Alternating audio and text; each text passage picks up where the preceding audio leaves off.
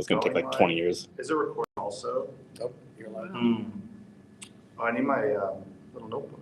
It reminds me of when I would watch like the live stream of Summer of Sonic, and like they would have the live stream on during setup.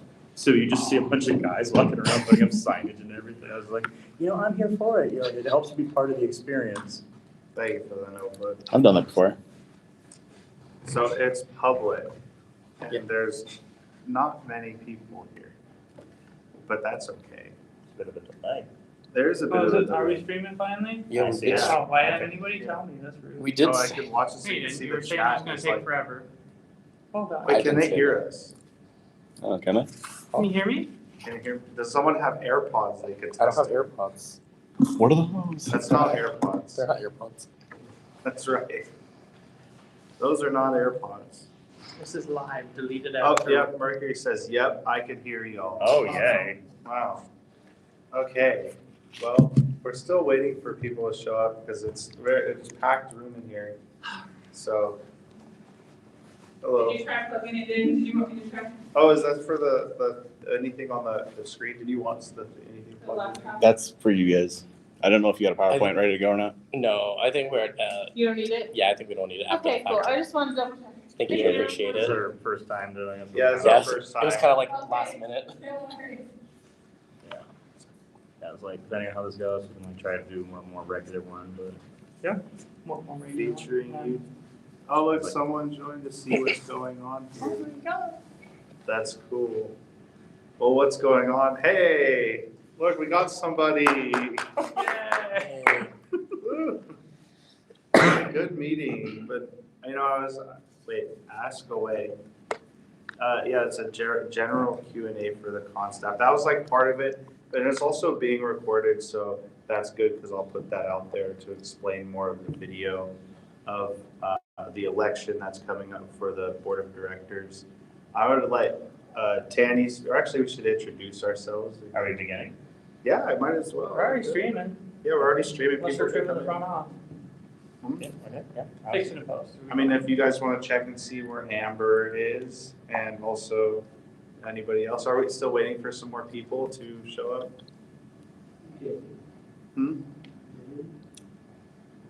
I think we're waiting for Ms. Jackson. Are we coming or no? Did you say neither one of them are coming? We threw the advertisement. I can send it out to the Nevada First chat. So late now. Yeah, Gilda turned Yeah, around went still, home. But I put it in the main staff, the main LVFC official chat right here in the announcements. I replied and said, hey, here's the link.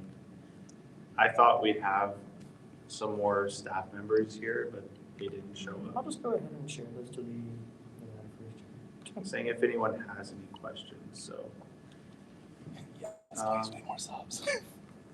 Well, we have 4 now. Hit That's that cool. bell like it's cool. Let's see, and then I see anybody in here asking questions. Oh, mine is not live either. Now it's live. Okay. I'm just gonna go ahead and ping. There we go. Bing. I just pinged 500 Nevaders. Well done. Well, they can come here too and Yeah, join us, yeah, but it's I think it would be, You'll at least get the link out. yeah, it'll get the link out so people can have some. So I think if nobody has any questions, I mean, I think they can also interrupt at any time. Oh, it's like moving, the video's moving. Anybody can ask at any time. This feels like year one closing ceremonies. Does it really? Yes. Wow. We're just winging it. No, Make it work. we winged it. We were winging it before, wing it again. It says Yote cannot find. There, wow, now you found it. So anyone can interrupt at any time with any questions, but I think it's good to talk about the election, right? Yeah. Since that's what we had, Democracy. and we'll have you kind of go over what exactly we're doing Okay. and how we're implementing it and why we're doing it. Yeah. So LVFC is a subsidiary of a nonprofit corporation called Southern Nevada Anthropomorphic Events. On a year-round basis, it is administered by 12 board members. And basically, we hold regular elections every 2 years for the sake of accountability, so that we can ensure that the corporation is continuing to serve the public interest. So who can vote in this election? Only what's referred to as a member. Members are A, people who are already on the board or appointed by it, or anyone nominated by a current member and approved by the membership committee. In practice, this means somebody who has served as LVFC staff in the past year. To be a member, you have to have served on the staff of one of Southern Nevada's events. Membership must be renewed annually. That's basically to ensure the people who we are constantly sending all these membership emails to actually care about continuing to be a member. So the way it works for the typical person is the LVFC chair, hi, that's me, Tanny Coyote, recommends all staff in good standing for membership every year. If you're in this category, I sent out an email yesterday about it. Please respond if you wish to participate in the election because it does have instructions. Candidates, so we want all candidates to understand the management side of things and have support. So we do restrict it, eligibility slightly. One, you must be either in convention or committee membership, committee meaning that you are serving some sort of corporate purpose. And a member must sponsor you. So someone who already is a member needs to sponsor your candidacy. So the idea here is that people who are in lower and middle management have the opportunity to move up to the very top on the board. This is waived for board members currently running for re-election because incumbents, that is someone who's already holding office, has already obtained necessary support in the past to be there. At this time, all 6 board members up for election, Amber Grayson, Addie Acro Santos, Craig, Kira Hyena, Serenity Fox, and myself are running for re-election in this cycle. Now, how exactly are we going to execute the election? So first, we are supposed to have the final results at the July 10th all members meeting, where we finalize the ballots. Ballots are structured to be anonymous, but they are also verified, which is why you need an active staff email to participate. If you do not have one, please contact the IT department. The ballot has all candidates on it with an approve box. You check if you support them on the board. You can vote for as many or as few as you like. You can vote for everyone or no one. The idea here is there is no lesser evil tactical voting. If you either think someone should be on the board or you don't, and once that's done, we're going to count the top 6 winners. Will be declared the winners of the board seats and that election. Handling a tie is to be determined. We are also looking at the possibility of early/absentee voting since we assume a lot of people may not be able to make the in-person July 10th meeting. Most of our staff, about 80%, are from out of town. So we do want to make sure that everyone has a chance to get their ballots in. So that is the basics of the election. And if there are any other questions or concerns, please, by all means, let us know either in person or in the chat. Yeah, you got that. Did you have any other questions? Nomination A committee? question I guess people would have is how would you approach becoming nominated? So there are 2 ways that could go. You could theoretically nominate someone and sponsor them, but realistically, I would ask the person, hey, are you interested in running for the board at all? We prefer people announce their candidacy. That way people can think, okay, who do you want to sponsor? Because we do have a rule that, so while a candidate can have as many sponsors as they want from membership, each member can only sponsor 1 candidate. So we definitely prefer that candidates announce that they are planning to run so that people can actually know, like, well, so-and-so already has 3 sponsors. I can put my sponsorship assigns this person I want instead. And is there any thing that you have to submit to become noticed as nominated? Currently, there isn't an explicit form to declare nomination. There is a form to sponsor a nomination. We have a nomination committee that's independent from candidates being elected. Their job is to basically open the floor to all nominees who wish to run, the current board members plus anyone else, and they verify that everyone has the eligibility to run. Are you serving as a lead in leadership in some capacity, and do you have a valid sponsor, basically is what they're looking at. And then once all the candidates are confirmed by a certain date, I don't think that's exactly set just yet, that gets turned over to the election committee. The election committee prepares the ballots, and those ballots go out to everyone who can vote. So there's a question from Mercury. What kind of extraneous duties do those on the board have versus others at the convention? Oh, that's actually a really good question. I forgot to mention. So a lot of people, when they hear board, they assume somebody who's actively running LVFC and any other events we run. That is not the purpose of the board. The board it serves as the oversight for our budget, our major contracts, and it appoints all the top level committee members. So right now, for example, the three of us, chair of LVFC, vice chairs of LVFC, we are responsible to the board. Theoretically, the board can decide to declare us incompetent and fire us at any time and hire someone else. So the board handles hiring and firing of top level people within each committee, but also it handles our budgets. And basically it serves as the final court of appeal. If someone has a problem with something that happens at a convention, that can theoretically be submitted to the board in case they're unhappy with the chair's decision. But overall, the main purpose is oversight rather than actually taking executive action. All of our committees are empowered to behave autonomously, so the board position is not quite as taxing as one you might think. And I think this is a common question, is what other committees do we have? Very good question. So I would say you can roughly divide it into what I would call executive committees that actually hire staff and run things.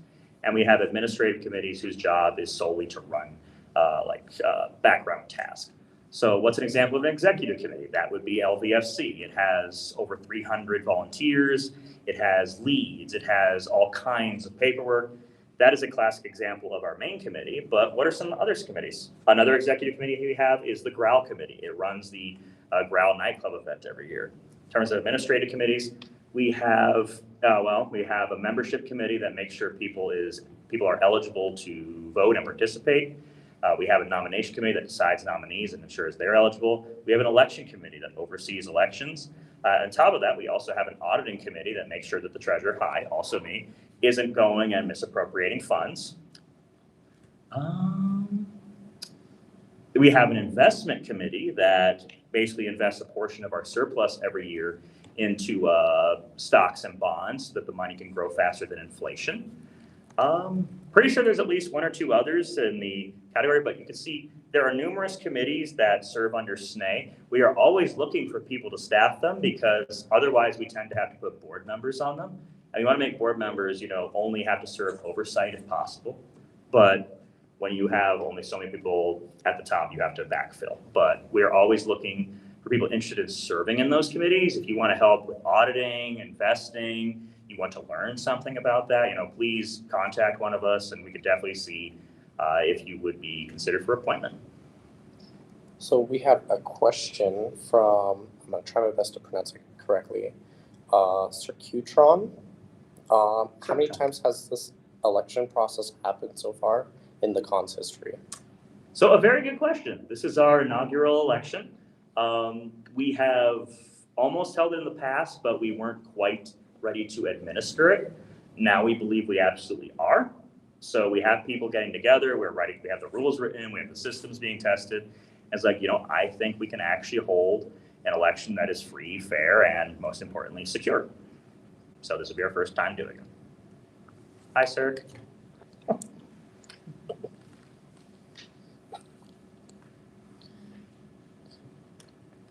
I mean, I can always read the fun questions too. Hex Radio said, question for Kai, did you get a haircut? Yes, I did. I did get a haircut. Thanks for noticing. Chat over here glazing Kai. I can see it. Who did your hair? Doesn't he look spiffy, as always? There is a reason we have you be the one who gets on stage. But then I cover my haircut head That's with true. my fursuit head. So it doesn't even matter anyway. But, yeah, and you said, that person said hey to you. Oh, yep, Zerk's an old friend of mine, so good to see him here. That's cool. Are they local? No, he's all the way out of state. We got a question from Gilded Zephyr. How many total board members are there? And how long, let's start with that question. How many board member positions are there? Do you want to answer that so I don't take up all the attention? Currently, I believe we have 12 different board members. Each one has their own place on the board. Some work extra. So like we have our treasurer, we have our president and stuff within there, but currently at the time, we only have 12. And the second part of the question is, how long are elected positions in place? So elected positions are for 2 years at a time. We have our 6 members on basically group 1 and 6 members on group 2. So when we do elections every other year, it basically means that we're guaranteed to have some people who still understand the job if everybody gets voted out of their position for someone new. So there's always six members up for election each year and 6 members that will be staying on, who will be up for election the following year. So it's they're in the classes, class 1 and 2. Basically, we serve 4-year terms, currently no term limits, with election staggered, so 6 are up every 2 years. That's all the questions right now that I think there's. I did want to know if anybody had any LVFC questions also, or event questions in general, whether they be about LVFC or GROW. So, because we do have stuff we could talk about. That's the point. That was the purpose of me wanting to do this in the first place, and also have it a more frequent thing. That's something we do more often. I would like to be transparent. This is like a good idea, to be transparent with the people attending and have them actually ask us questions and that we could answer and try to serve the community the best way we could. This is a good way that I could think to actually do that. I definitely recommend, if there are any questions that come up throughout the year, if you pop into our official LVFC Telegram chat, there's a questions and answers topic, and I'm usually fairly responsive in that if you have anything. Usually it's about people having questions about how to attend, how to book rooms, but if you just want to ask general questions about operating things, by all means, feel free. I had a question from Mercury. Is the Furry Village program returning for 2027? That is a very good question. So we currently do not have our exact contract figured out for 2028 and onward, so that is to be determined. And then we have a question from Gilded Zephyr. How does Growl integrate with the SNA board? There's a multi-part question. This is a multi-part question. Okay. Growl is like LVSC. It has its own committees, the Growl Las Vegas Committee, or Growl Committee for now. And there are 3 people that serve in its committee. I'm one of them as chair of that committee. And then there are 2 others, Ringer and Palace, serve as members on that committee. So how does it integrate as of right now? I was, chosen by the board of directors to be the chairman of that event as I work closely with it and the other members inside of it. So, that's not my goal for a long time. Like I said, Tanny had already said it before, a lot of the people that are in the committees are from the board originally to start. But eventually we want it to be where other people take those positions, and it's more autonomous with the people within it on its committee that manage it. So that's kind of how that works for now. So I think you pretty much answered the second question of they have a specific role within the SNA board. Actually, maybe not. Do they have a specific role? Is a SNA board member assigned as liaison? Oh, actually, no, you did answer that question. So, question you probably had, I don't think you answered yet, is does SNA share any of the budgets with Growl? I think you can answer that as a treasurer. So SNA is the corporation as a whole. All money goes through it and is allocated to various committees. So LVFC and Growl operate on their own separate budgets. They have their own staff, their own leadership. In terms of liaisons, usually it's the chair of each committee who serves as the primary representative to the board. Like, hey, this is what's been going on, just so we can be kept accountable. But overall, the question sounds like, is Growl like financially independent? In the sense that it does not mix resources with LVFC. Yes, because so this past year, Growl was technically part of LVFC. For this upcoming cycle, Growl has been spun off as a separate committee. LVFC and Growl may cooperate with each other, but they are still distinct entities under the unified umbrella of SNE. So they each raise their own money, they spend their own money, and the idea is they're supposed to be financially independent. For example, LVFC should not be taking any money left over from Growl, and Growl should not be taking money left over from LVFC. Missed a question, didn't you? Nope, that's all the questions we The have at Furry the moment. Village program? You guys briefly went over that it is in work in progress. Oh, did he say that? Yes. Okay. We just got more. Oh, actually, Oh, Zephyr yeah. just summarized the everything. Yeah, that's confirm it. So that's accurate. Yes, I was like, Read so- what it said. So that Tanny and Ziggy can hear. Zephyr said, so SNE is the corporation. Funds are allocated separately to LVFC and Growl. Corporation happens, but funds are siloed. Yeah, basically is that they are supposed to have their own separate revenue and expenses now. Cooperation. Thank you, Zephyr. Hi, Zephyr. I'm dyslexic. Hex at Radio. What's next year's theme again? Clockpunk, steampunk, but Renaissance. What you described that to me a little bit differently. Said, what did you say? If something made sense, was it? Yeah, if Da Vinci's If inventions Da made Vinci's sense, inventions yes. Made sense. That's what it is. There is usually some kind of pseudoscientific energy source, if not magic, to explain why all his devices suddenly work perfectly. Or like Bioshock Infinite. Yes, it's the idea of like going with gears as the basis of like everything. So no internal combustion engines, just gears. But how do you get the gears to move? That's why I said they usually introduce some kind of like magic or pseudoscientific energy source to make gears super efficient. Oh, so anyway. Okay, so we have a question from Testone. With Serene and Embassy also being buyout properties, will there be support and structure for pool parties and the likes at those hotels akin to what already happens at AP? That's a good question. You kind of answered it. Do you want to? Are we allowed to talk? Yeah, I mean, we are certainly working on expanding the programming that is available at the Serene Boutique because a lot of its rooms are closer to our event spaces than a lot of the rooms at the back of the Alexis Park. So we try to view them basically as two pieces of the same complex. We do read feedback. We understand that some attendees feel that we don't give enough love to the Serene, and I would definitely love to change it. We've been looking at how other conventions use the Serene's courtyard space, and I definitely want to expand our use of the pools, expand our use of the courtyard, and basically make it feel like it's truly part of the convention and not the shadow realm.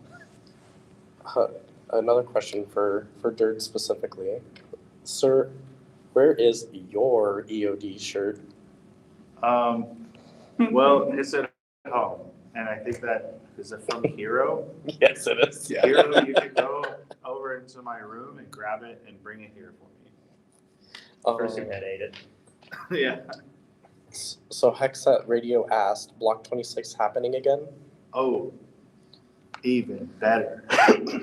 I can talk about that now. Talk about I Block can Party. talk Yeah. about it. It's not Block 26 anymore. It's not block 26 anymore. It's block 26 through 29, and it's called the block party. So, what? No, it's not. Oh, it's 25 through 29. Sorry, an extra block for free. There you go. So, it's expanding into more blocks. It's only going to be the first floor of all blocks 25 through 29. So it about doubles the size of what it was because we're eliminating the second floor on 26, but giving first floor on all those blocks there. So it'll be a lot bigger and people could stay within it that aren't official hosts in the party block. But so it's not, it sounds like a lot bigger. Oh man, it's all these extra blocks. It's only about double the size. It is a lot bigger, but keeps people so that they could still stay there in the regular rooms. It's also for accessibility. That was a big reason why we eliminated the second floor because there was accessibility concerns with people not being able to go and up to the second floor. Because no elevators, no escalators. I'm gonna match the way you pronounce it. Cirque asked, thoughts on shuttle service from last year, and will that be coming back? Well, my chat just moved it. Will that be coming back with any changes or additions? We will absolutely be bringing back shuttle service. We are spread over too far a range of hotels to not have it. We are definitely looking at improving it. There were some delays because breaks had not been properly factored into the shuttle schedule, but we have a dedicated department that's taking ownership of shuttles going forward, and they're already discussing how to improve not only the capacity of shuttles, improve accessibility, improve the frequency of service. And also, more importantly, make it so that we can actually track where they are on a regular basis so that if you're waiting at a shuttle stop, you can actually get an accurate count on when it's going to be showing up. Mercury asked, you mentioned the elections earlier. How can general staff, why does it do that? It just updated, okay. How can general staff who work for the convention vote in the election pick to pick future board members? So we have already tested out an election form that A, certifies your vote, that is you have to log into it with your staff account, and B, protects your identity. So you also have an anonymous as well as verified vote. We're going to circulate that as part of the election. At a bare minimum, we will be able to conduct it live on July 10th at the members meeting, but we are looking into the possibility of having a wider window for people to submit it. That way we can have early/absentee voting for anybody who won't be able to make that meeting. And I think the question is also like for people who aren't currently able to become a member, how do you become a member? Oh, to become a member and vote, volunteer with either Lvfc or any of the other SNE family of events. And assuming that you are a staff member in good standing, you will end up being nominated to membership in the following cycle. Hani Doggo asked, will the arcade move back to the Alexis? It was a hassle to shuttle to play. That is a good question to be determined. When in doubt, one of the main things we've been dealing with is, so the Alexis Park, we love the venue. It's great for a lot of our needs, but there are also a lot of people coming to the convention. So we have had to try and push some functions to the neighboring hotels just because there is not enough event space to put everything at the Alexis Park. So it is pending our space meeting on how we want to set things up this year. But we definitely want to bring the arcade back. Where it will be, that's to be determined. Red Chan asked, would LVFC be relocated if attendee numbers increase throughout the years?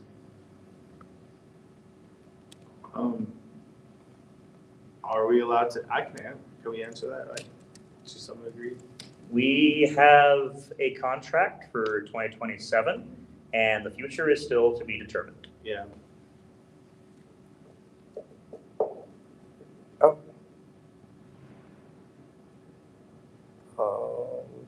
Trying to find the next. Okay, there we go. With the growth LVFC has experienced, the additional properties are great, but is there a potential for expanding into the convention center or something similar? That has basically the same answer as the previous question. Is while we have certainly reviewed various options, we have not committed to anything for 2028 onward just yet.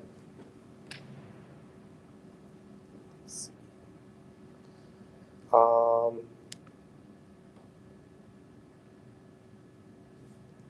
do I want to say that name?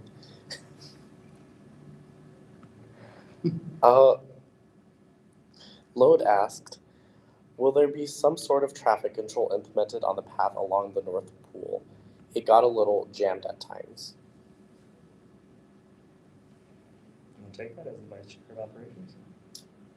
So, yes, as we definitely have noticed a lot of traffic going through, especially right there at that pool entrance, going into the main buildings and stuff. It's constantly, there's a lot of logistics and stuff that we have to plan to try figuring things out just so that we can try to make things run smoother. Every single year, we find where some of these issues are, and we take some time to actually look into it to kind of figure out what ways that we can better use what resources we have to make things better. We do understand there's a bottleneck there, and just kind of figuring out our own logistics and traffic is probably the direction that we're going to be able to figure out the best way for handling it.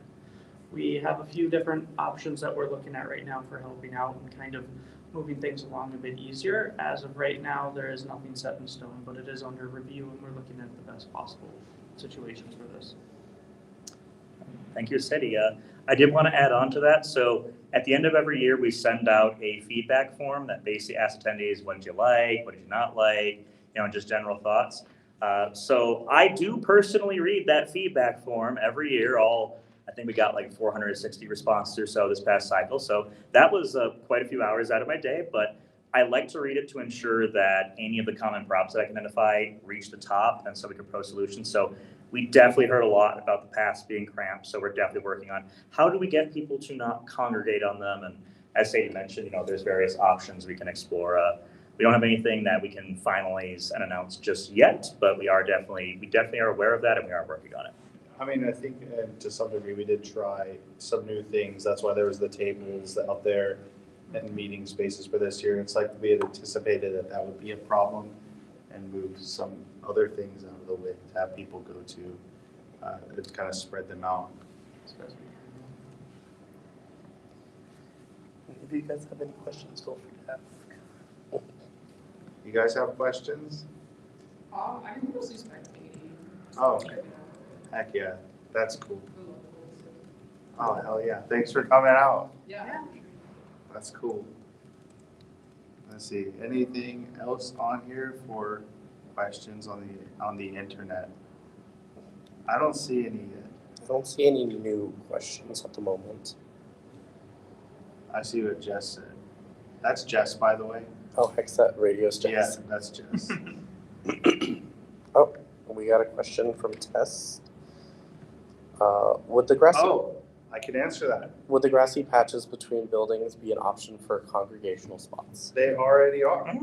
People can already use them. You're allowed to. There was never a rule against it. Actually, we had asked that question and they said, yeah, that's fine. Should we do more there? I think we could. We could do things in there. It's just a little weird with the rooms with the windows, but in what was block 26 party block, they would have events back there in between those buildings and the grassy areas. They had like a beer pong thing and some kind of other, or they had like one of those flat top electric griddles. They had one out there and they were doing like food and tacos and stuff. So that is allowed. You can do things in between. One of the most unique features of Lvfc and its venue choices is the sheer amount of green space we have. And we definitely are not even close to using all of it. So we are definitely considering the possibilities for that in future years. It's actually been something under heavy discussion as of the last few days that we've actually been considering just how we can best use some of that space. There's nothing in stone yet, so I don't really want to say too much, but we are looking into ways that we can actually use that a bit more. Searcher asked, would it ever be possible to implement small personal shuttles around AP and Serene, like having golf carts driving people around? It's funny because didn't we have an idea for that? That topic comes up a lot. It's basically just implementation. Yeah, I think that had been asked and we almost did it, right? Did we almost have golf carts one time? I remember seeing that email chain coming in about asking about them. We had asked if it was possible to do it. We got a yes. So it's basically just a matter of actually having someone own and operate them to make sure they're actually functional. I mean, I'd totally drive the rental cars or the You have rental too many golf things carts. You're way to do. too busy. Yeah, but it would be fun. I'm Oh. saying for personal use, Oh, God. straight to the party block just to see how it's going. Gilda has asked, has the Alexis Park indicated any updates regarding the roof? You got this one, Dan? I mean, you can take this one. At this time, the rooftop is not expected to be functional for 2027. We will give you updates if that changes in any way.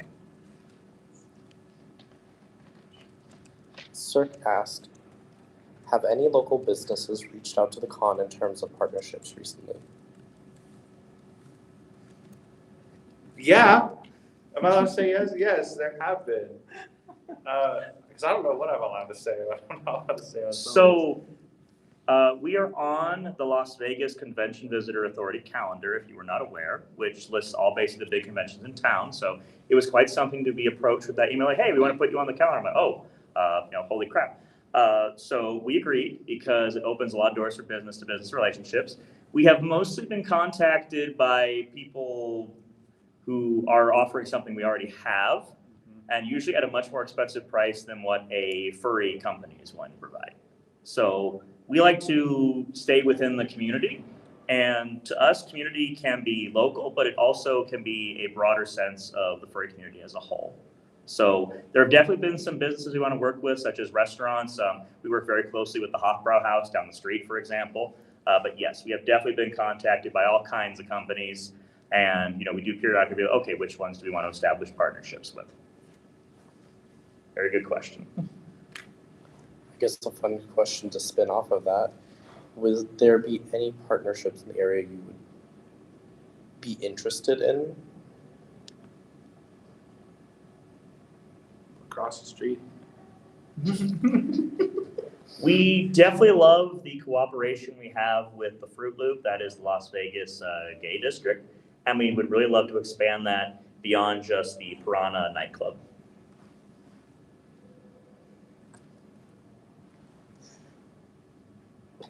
I'm just gonna put a comment out there. Ratchet says, I miss the roof. Crying emoji. We all do. Yeah, We all do. Yeah, I miss the roof too. I love the roof. So in regards to the Alexis Park, every year the attendance soars. Is there any plans for when this con inevitably outgrows just using this as a location? I mean, it's so iconic to what it is specifically, but do you guys have a blueprint for if that and when that inevitably gets crossed? So on the question of if we have any plans as we grow and inevitably start to outgrow what the Alexis Park provides for default, we have numerous ideas of how to handle that. Can't really give anything definitive yet until we set it in stone, but we have several ideas of how we could use the space at the Alexis Park, the surrounding properties, the overflow lot that's next to it. There's all kinds of logistical questions, so we don't have anything set in stone. But overall, we are definitely making plans for how to accommodate growing numbers of people. One of the biggest part of that is making sure that we make use of all that open green space around us. A lot of people have compared us to furry spring break, and I'm like, we can lean into that. Let's make use of being just the perfect time of year, not too hot, not too cold, while also making sure that more stuff is outdoors while still remaining comfortable. Just really lean into that vibe because people love it, and I do feel if we were to completely leave that area, we might lose something that makes us special. Yeah, we were, there've been jokes about changing the name to, was it Las Vegas Furry Coachella? See, also, I want to say, adding to that we actually have some not disagreement, but different ideas for how we plan to handle growth. I think it's a very common discussion, definitely between the three of us, where we're asking that question and always bouncing ideas and checking things out and trying to figure out the best solution. Because I think, me personally, I agree with you that that line will be crossed one day, and I've stated my personal opinion publicly that I don't want to. That I would rather leave myself and say, well, that was fun, if it can't operate the same way that makes it fun as it is. I can't speak for the organization on that because that could continue with or without me. But we have, like I said, I wouldn't say disagreements, but different ideas, and we're constantly trying to figure out which one or which things to do. But we've been thinking about that since even before this year, because it is getting crazy. Tess asks, does LVFC, Growl, Snay, etc. have plans for an off-season gathering? I remember that being mentioned after year 2, maybe. An off-season gathering.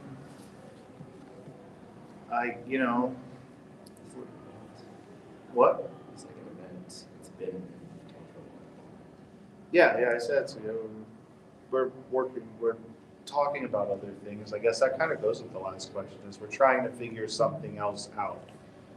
Nothing is set in stone right now. I mean, Growl wasn't set in stone until it was, and that's something else that we came up to also help with the same issues that I think we had was we needed something to take some burden off of AV, and like I heard Ratchet said in the chat, I missed the roof. A part of creating Growl in the first place was I'm sorry we missed the roof, but here's something else that's cool, and let's take a little bit of that burden off of the party host in like block 26 and a little bit of off AV and move them off site. I think one of the things is that people should be more comfortable with leaving just the Alexis Park a little bit. You have to be more comfortable with getting out and people having rooms in the Serene or even the Embassy, or if there's a nightclub, it's like maybe around the corner, or going to the Virgin even.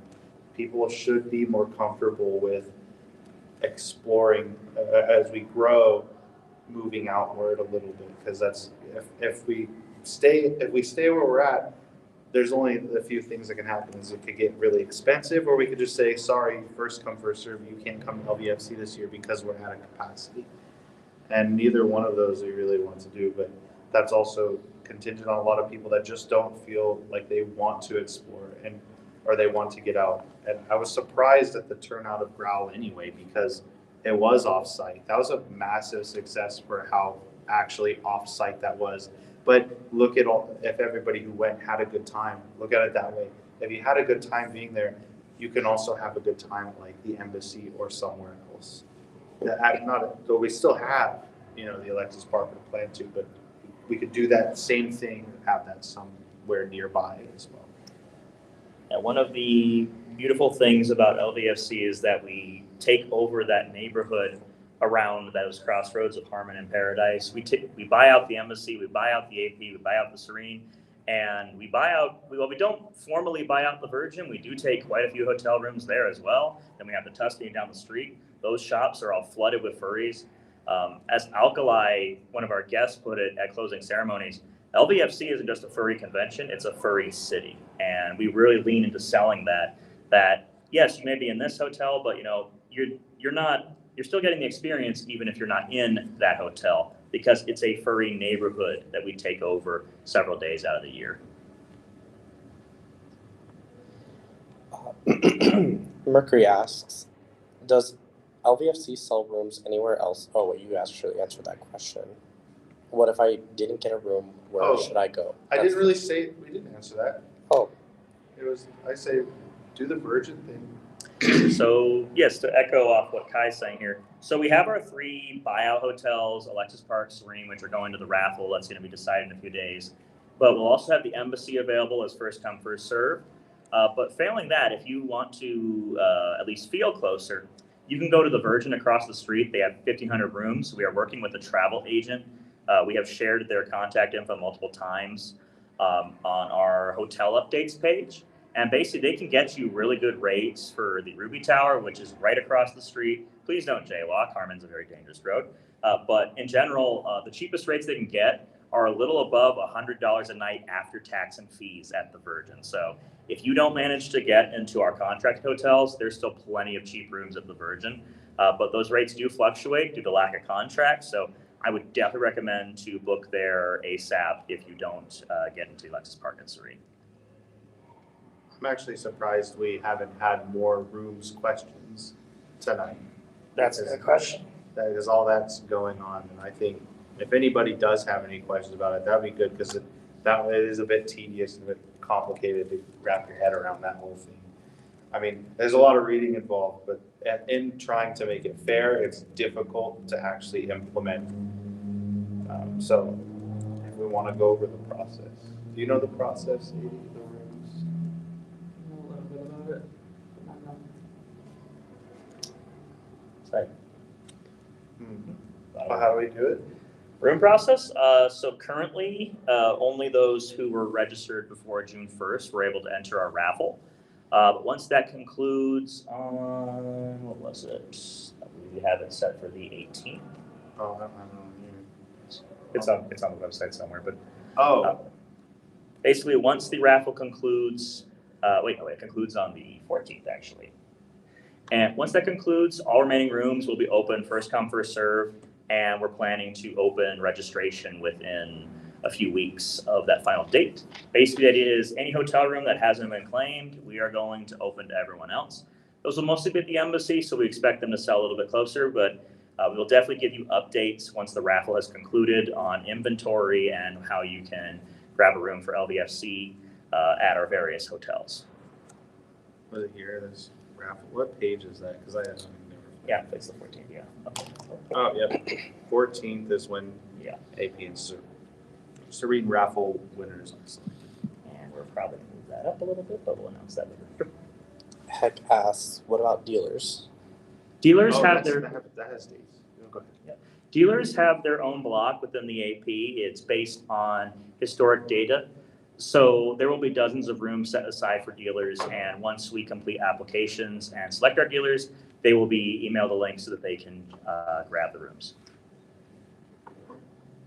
Now, typically the dates, do you know the dates that I do?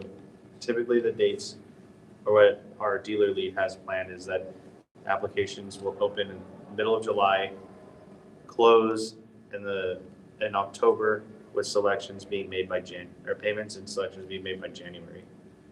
That's what he said. That's how it followed last year. It's about how it should follow again the following year. As far as I know, all of that has been, or he's already worked on the packet, so it's like we're pretty much ready to go with that. Just want to wait for it not to be during Anthrocon or right before it. That's a crunch time. That feels a little bit unfair to open up applications right before crunch for Anthrocon for dealers. Although we will note for our dealer process, it is juried and not first come, first serve. So whether someone gets it in sooner or later doesn't matter. Once we close them, we judge them all as a panel and go from there. Correct. Yeah, there's a, and also trying to be fair about that, there is a panel of people that select the dealers, so no, it really eliminates favorites from any one person. So by varied backgrounds there, it's ranked and also counted. I think only the lead knows the results. Yep. So trying to be fair. Load asks, is there a specific reason why LVFC is scheduled on Easter weekend instead of any surrounding weekend in the spring, at least for 2026 and 2027? Basically, what happened there is when we went to negotiate year 2, Easter had the cheapest prices. And because we can fill up Easter, it's hard to get other dates because Easter is a very slow weekend for Las Vegas. So because we have a bunch of people willing to fly in and fill hotels, it's hard to get a contract off those days. Ocean Snake or Amber, what is the next con? Are we doing Ferality? Oh, it says, wait, Is this the next con? oh, wait. Are we doing a Ferality? Sorry, my dyslexia kicked in. I don't understand. One of our board members messing with us. I don't know. I mean, I don't know what because I'm not in on the Ferality thing. So. She's saying, why are we live streaming something? Like, she's being silly. Oh, I did. I took it as a little question. I don't know. No, she's Oh. being silly. Amber could be here. Why don't you? So I'm being silly too. There's a chair right there. You should be. Anyways, Mercury asks, do volunteers/staff who volunteered this year get a room for next year, even if they are not volunteering again? If you were so at LVFC, we copied BLFC system. We have 2 classes of volunteer, recruit and staff. Staff receive all their benefits up front, so they get their room same year. Recruits who have put in 8 hours this year and are verified will get access to the room block for the upcoming year, provided the hours have been verified. Cirque asks, how far in advance do themes for the content to be discussed? Is this section due to the current contract length, or are you already discussing and narrowing down and the potentials for the next couple of years? So currently our themes are decided roughly, I would say 3 to 4 months out. That gives our art time the time it needs to make some assets for the closing ceremonies. Although I know some cons, they plan their themes out years in advance. I would love for us to get to that point. But I can't emphasize enough, we are a volunteer team. People are donating time without pay for the most part. So we want to do something, but life happens, and so it keeps getting pushed back. And so basically, a lot of our creative team who do awesome work, they have their own projects that they're doing. So it really depends on, okay, how much time is someone able to give, and that determines basically how far out we can plan each theme. But overall, I think we've been improving each year. There were a lot of decorations this year, and I'm really excited to see what we could do for year 6 and onward as we try to expand that creative team so it can do more on a regular basis. I love the king chair. That was my favorite. I guess they got that at like a thrift store last minute. Or is that where that came from? I heard. Like they just picked up, that is the ugliest chair. Let's take it. I loved it. I hope we still have it. Do we still have it? Really? Yep, it's in storage. We gotta go to the storage then. I wanna sit in the king chair again, because that was the best thing for me. I'm moving him. Furry Green Fox asked, is the intent of the raffle to award all of the available Alexis Park rooms? Will there be any remaining Alexis Park rooms after the raffle concludes? Okay, so for raffle administration, roughly about, I believe it was about 55% of the Alexis Parks rooms are released in that raffle. The other 45% are held in reserve for various groups, VIPs, staff, dealers, etc. And later in the year, if there are any that are free, we will release them for general consumption. And basically, whenever someone doesn't, ends up canceling their room, we put it out immediately. I would recommend following the Lvfc hotel updates Telegram channel if you're not, because it's basically live. The moment a room is canceled and ready for sale, it gets posted there. It's usually gone in a few seconds, but that is the best place to check if you are hoping to grab a room at the Alexis Park or Serene.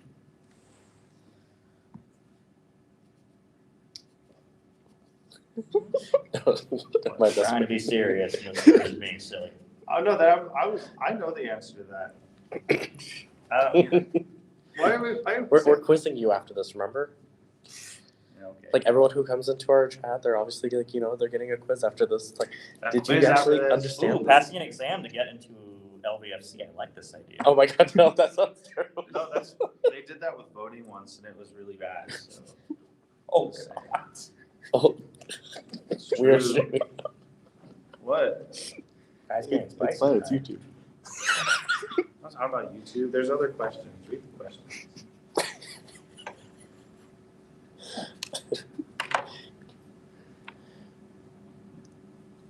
Zephyr likes the question of quizzing staff, or the idea of quizzing staff. I pass. What would you, no, I'm just joking. Oh, yeah, I haven't studied. Amber says, haven't studied. Oh no. Well, you should. There was a seat there, Amber, for you, and you didn't show it. So, but yeah, I think that's like all the questions for now. Oh, sure, some more will come in. Oh, I hope so. 'Cause I don't have what? Why are you laughing so much? Oh. Oh. Yes. No. They said to Amber fifth an open book exam. Oh, there is a question. Yeah, now. there is a question. Zephyr said, is there a date in mind for when we'll have 2028 contracts signed, or a rough date in mind? Oh, tomorrow. I'm just kidding. No, we don't have an exact window just yet. It really is a matter of when, we discuss what we need, we reach terms, we shake on it. It's like, so we don't know exactly when there will be a 2028 contract, but I'm sure once we have the details, we'll be able to at least tell you them at closing ceremonies. At closing ceremonies for 2027? For about 2028, yes. Oh, yeah. I'm being evil. That's a long wait. You say that now, but it'll be here before you know it. True. It's already been what, Yeah. a month? Yep, 2 it's been months? over 2 months since LVFC. Let that sink in. I feel, well, I mean, it doesn't feel like it's been that long, but I've also been doing a lot of other things. Thank you, Bird, for teaching me. So I apparently missed a question. Amber asked, we may want to look into getting both Gypsy and Piranha. You know, that is not a bad idea, and I wish I would have, I thought about that after I was there today. Because Gypsy is a beautiful, it actually is a really nice property. I was planning on going there tonight, actually, to go just check it out during Pride and see what they had going on. It looked nice. It's smaller, but it does look nice. Thank you for correcting my pronunciation. Um, I pronounce it wrong. It's in the chat, or is it just there? So, I don't keep getting warnings about it. So we haven't gotten any new messages just yet. Oh, your team, to let them know? You know, that's good, that I thought we'd have a lot of like hotel questions and there isn't. So, because that's been a big stress. I just thought we were trying to be like as transparent as we can with it. And it is, like I said, confusing, but trying to answer everybody's questions.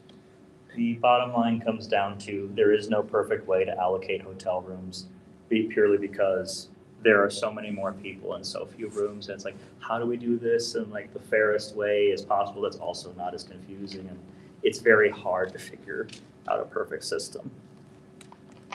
Yeah, because we don't want it to be like a pay-to-win thing. And that just seems unfair because we could just indefinitely do that and price people out. That's not the way that I think we should do this or operate a convention. I think it's unfair if other conventions do that. Or it was trying to do a little bit of a mix of both, first come, first serve, and a lottery, or, you know, because we are limited on space. And that keeps coming up. But that's just the way it is. I think one of the best things you can do is have a bunch of roommates that you already have assigned or know who your roommates are.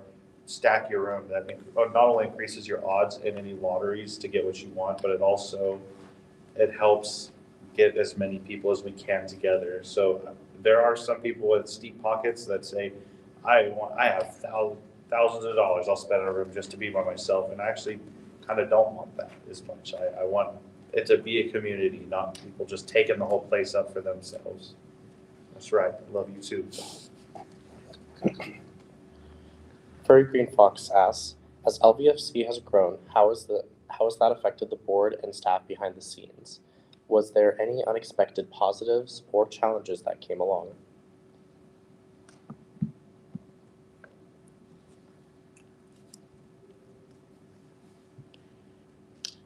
That's a good question.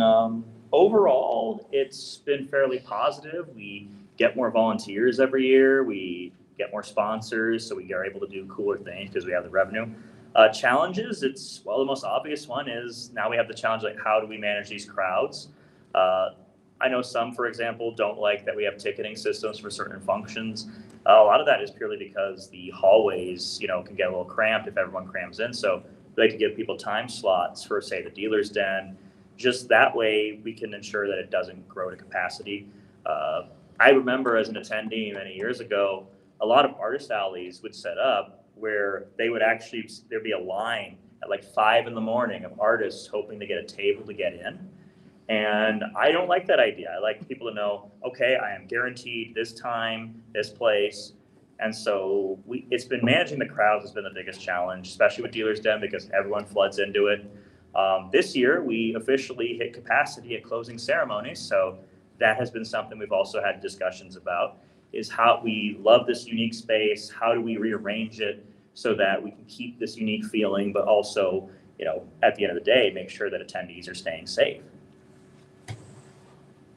I think that's a question that all of us should answer because do you remember it? So within the operations side, we've had many of growth and challenges as we go through. getting the right staff in the right positions, figuring out how to get things to work the most smoothly, opening up different positions, breaking down certain departments that we've had into smaller ones so that we can get different staff in there and extra focus on stuff. Things like crowd control and stuff is always going to be an issue. Even at best, we have, one entire hotel where a lot of our stuff is happening, and right now we had 4,600 people in one area. So obviously there's always going to be challenges that we're dealing with, being able to kind of figure out the best way for handling things. So it's always going to be a growing process. One of the things that I found has actually been really good, and the things that I can point out, is a lot of our leadership, our executives, those who are leaders right now in the different departments, have been going above and beyond. And some people have actually kind of showed up out of nowhere and have, as their first year, pushing into a lead position to help out, and they have been making worlds of difference. So we are actually seeing a lot more positives than negatives, with people actually stepping forward and being that star of the show, being the one who's able to take care of stuff and working on their feet, which is one of the biggest things, that adaptability that we've been finding. And a lot of the people have really been pushing us to levels and extents that we may not even have realized were going to be an issue, because they handled it beforehand. There are a lot of different examples. I can't think of exact ones that I want to share right now, just because they're a little bit behind the scenes, and I don't know if people's names want to get mentioned, but we had a lot of things, especially involving with stages, panels, with, all our dealers den and artist alley. Some of these things that we've been running with have actually been a lot smoother, or ran in ways, because of these people in these positions, in ways that have been a lot more efficient, and just kind of worked with the flow of things a lot better.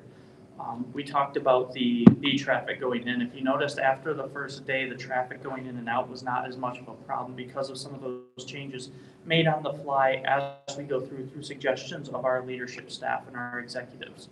And with staffing side, with attendee side, both of these have been just raising the level of just what kind of efficiency and what expectations that we can have of people and how to run this better. So it's been phenomenal as we've gone through the different years, seeing where it's kind of broken apart. People are kind of running by the seat of their pants, and then we get to the point where now we're running a bit more efficiently. Not perfect, obviously.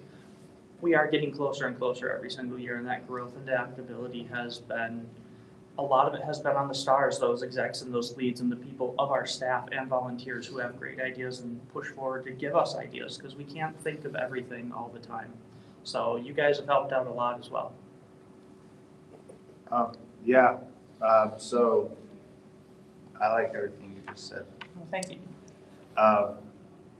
And how I think that it's how growth has affected. I have to say, I'll start with me. I feel like I look a lot older than I did 2 years ago, and my back hurts a lot more than it used to, which sucks. Oh wow, look who showed up. Fuck. Come on. It's all day. Nobody's at I feel, but in a general, I think that a lot of what you were saying is also a lot of the things that I feel too, where I can recall some moments where there was something I didn't understand or didn't know, and I needed help understanding it really fast and learning it really fast, and then teaching that thing really fast. One of those notable ones is with Ollie right there, the IT dude that's running the camera and stream. But I remember him a time that I needed to learn how to use the QR, the scanners for the growl tickets. So growl tickets went live. We had people, it was the day of, within I think we had an hour and a half until we had to be at the venue.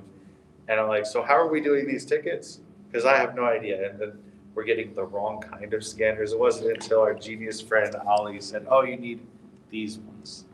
I brought them to me, and then I had to learn how to use it, and then train other people how to use it, all within 2 hours. And that's that. But it's having those people around, like you said, that having people around that were stars in it, and really understood the process and could teach all of us how to do it. There's people stepped up their game to go through it and teach us things and work together. And as you grow, it happened more and more. But those are also challenges where you don't know everything. None of us do. I always said that we have to rely on the people like below us or people in other positions to, where's she going? So, Gotta hear it on the street. so, you have to like rely on other people that you put in positions for their, I'm sorry, why is she doing that? Is interrupting an actual thing I'm really feeling. What? Would you like me to go handle it? If you want to, I don't They work understand. option, it's not in the comment. We only have a few minutes left, but yeah, but that's something I've said, and even my social media posts, or I feel in my blog and everything, where I don't ever like running around and saying, well, this is the way it should be because I'm in charge. I never do that. I always expect that the people that are in the positions know more than I do, or at least they're professionals in those fields. So I respect their opinion and value their opinion and the way they do things. And don't question it very often. So I will add on to that and say one of the most beautiful things about a furry convention is how diverse we are from our backgrounds, not just personal, but also what we do in employment. And that is no more apparent than when you are on staff and when you're asking, hey, does anyone know how to do this? And then somebody who, they're in a completely different department, oh yeah, I do that as a hobby in my spare time. I'm like, you know what? Good enough. You really learn the diverse skill sets everyone has, whether it's in finance, it's HR, technology, engineering. And that is one of the most fun things about the convention experience is you just see where people come from all kinds of different backgrounds. Okay, so we have a question from Zephyr again. Other conventions have started buying out events for things like aquariums. Has LVFC considered doing a buyout off-site event in the Vegas area outside of the club events? that's hard to do. That is very hard to do here. But at this moment, I don't think it, unless either one of you it had been really considered yet. It's just hard. So we have occasionally thought about it, but the thing with Vegas is it is flooded with corporate money as well as eccentric billionaires. So a lot of venues will only let you buy them out if you pay a very high food and beverage commitment. And basically, in order to support that, we would have to create special tickets we're not entirely sure might sell or raise the overall ticket price. And basically, we tend to come away from it thinking, yeah, we could spend, say $80,000 to buy out this restaurant, or we could use that to buy out another hotel so our attendees have more space. It's basically based on the limited resources we have, we tend to find there are better uses of the money. Before I read the next question, I'm going to give kind of a 10-minute warning. Yeah. Because then we have to close out the area. Cirque asked, when selecting for panels, is there anything in terms of programming that you tend to look for? Are you looking for cohesion with the con theme or a more generalized spread? I did see that question come up earlier, and I think that's hard to actually answer because we don't know. We don't. The person that could best answer that isn't here. We can all give our opinions on it, but what? It's kind of a mix, isn't it? Yeah, I would say it's kind of a mix. I'd say we even rely less so on the theme itself of the convention. That's just more for theming and fun and art and stuff. But I think that for panelists, it's just kind of whatever is interesting. But the person that would handle programming isn't here. As of right now, I'm kind of transitioning into that role from sales myself. So I could say for next year, it might be I would have more say in it. And I think I would just pick based on whatever is really interesting and not necessarily have to be with the theme of the convention. Just whatever I think that people would like. There's some very interesting selections. I think when it comes to panels, there's a lot of things that we have to look at. So taking a start, we have to look at how many people are actually looking for panels. let's say that we have room for, I'm gonna give a random number that's not actual realistic, but say that we only have 40 spots for panels. We are gonna take a look at the history of panels that we've ran before, the history of the people running them, so obviously we know if they are, going to run a good panel, if they've been successful, if they haven't been, which we'll kind of weigh into, but also if there's any panels that really play into effect of theme. Obviously, you'll probably get a little bit of a look taken at them, especially if it's something that would really add to the community or something learned. Like, for instance, if we were doing something with the medieval that we just got done with and someone wanted to show how to draw artistic styles in the medieval setting, it would definitely show us something a bit more creative and something that might aim towards a theme. It's not a guarantee that you'll end up getting that position. But what our teams do is they basically have to sit down and look and see which panels will fit in, which kind of will give a nice little spread, because not everybody's going to want to go to art panels. Not everyone's going to want to go to meet and greets or photography events. We try to get a nice little kind of a broad overview to kind of reach out to touch each of the different groups that might be interested in joining them, as well as some of those nice ones that might stand out above the rest. And obviously, like I've said before, with the success of previous panels and stuff that people have gone to, that is definitely going to play a major role in some of our thoughts events, because they're going to have a better idea of how much space we're going to need, how many people will fill this room.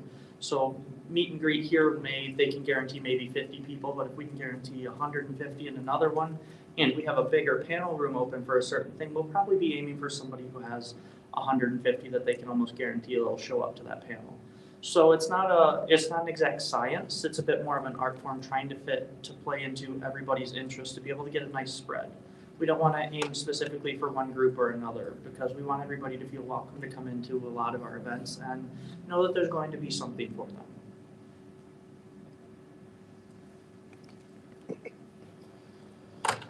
The Coal Fox asked, out of curiosity, what was the reason behind exercising the buyback clause of the lifetime sponsorships?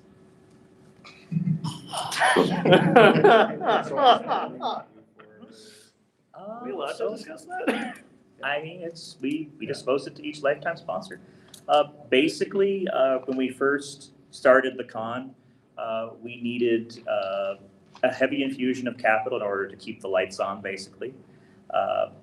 And we did include a buyback clause because, as I recall, this was something similar to what Anthrocon had done in its very first years. It eventually bought them back later when it had the funds to do so. Basically, it amounts to we reviewed our program, and it was a matter of basically, when you look at the cost of the lifetime sponsorship and the benefits we were giving out, it was costing us about 25% APR per year to maintain those sponsorships. And when we ran the numbers, it made more sense to offer a full or partial buyback to our earliest supporters. We do understand not everyone was pleased with the decision, but our logic was that they would be getting their full initial principal back, as well as whatever they had gotten in the meantime as interest, if you will. And the idea was that by no longer having those sponsorships outstanding, we would have more resources so we could provide a better program for everyone. We do appreciate everybody who bought a lifetime sponsorship, and it wasn't an easy decision to make. We knew that not everyone would be happy, but ultimately, as a nonprofit business, we do make decisions that we feel will be the best for our whole community. Ratcha asked, what is each of your biggest goal for the next 2 years of the convention, personal or convention related? Retire probably, but absent that, basically, I just want to ensure that we have more space, that we improve the efficiency of our staffing so that it's less stressful for everyone. I want it to be as fun and safe as possible for as many people as possible. And that is the end goal of me. Make this feel like a second home, whether you're an attendee, staff member, or otherwise. Sadie, what's yours? For the next 2 years, whether it's for the community or personal, I see them both as the same thing. Because this is kind of like my family. This is like my baby, my project. I have been here since year one. I've loved watching it grow, and kind of the focus that where I'm going goal-wise is to see the expansion of this organization, the success of it, and to bring in as many people as we can. I want to be able to keep and find out where that balance is between amount of people coming in and still being able to provide the excellence of service that we have provided so far, and then even further as much as we can. I don't really see this, like I said, as being necessarily personal or for the community. I believe that a lot of us have tied up a lot of our beliefs, a lot of our personality, personas, a lot of our personal lives into building this. For instance, me and Dirt have flown across the country to make sure that we're here to help and plan and taking time away from our work, away from our families, to make sure that we are putting forth effort, time to put in planning for next year, time to work through all these issues. And even if it's only been, only going to be about a 2-week thing, we're looking at the many different little projects, different things, problems that we might have had to be able to overcome. So I don't really think that it's going to be necessarily a personal thing per se if the question is looking into being selfishness, because I think all of us selfishly want this con to succeed and do as much as we can to provide to the community. The main goal here is just overall growth and to make sure that we are providing the best product, the best service that we possibly can to all of you here. We love seeing everybody every single year, and that is not going to change anytime soon that I see. I've written and talked extensively about how I feel about this organization. I think I could go and repeat myself a billion times. I've written it in long form in blogs. I've talked about it on social media. I know that I'm in my fursuit a lot, asking when I'm at convention. I'm asking every single person as I'm walking by, how is it? How are you doing? I'm great to hear. I'm glad you're having a good time. And I try to spend those times meaningfully with everybody and ask. That's why this Q&A is kind of even happening in the first place, because I wanted to ask the community, the people, the attendees. I know it's last minute, I'm sorry, but I wanted to hear for the community to ask us questions, because I think it's the right thing to do, to be transparent with everybody and let them know a little bit of what our goals are and hear what their thoughts are, because you hear a lot of praise, but you also hear complaints, and I wanted to address those because I think it's something that other leaders of other vets maybe don't do so much, and I wanted to kind of buck that trend. LVFC is different in a lot of ways, and I like it that way. I like that it's different. I like being upfront and caring about the community. See, thanks again. But so for me, it's a very personal thing.